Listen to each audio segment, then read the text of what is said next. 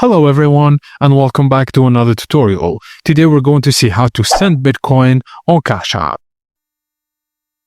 First thing first, download and install the Cash App and log in to your account.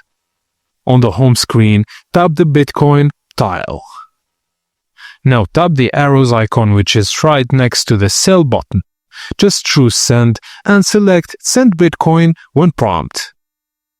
Now enter the amount in USD, Cash App auto-converts it to BTC, then tap send. Double check the address, Bitcoin transfers are irreversible. Just Cash App may ask you to recheck the BTC value. Select withdrawal speed, you can do standard which is free and slower, or priority, a small fee with a faster transfer. Now double check the details, then tap confirm and send.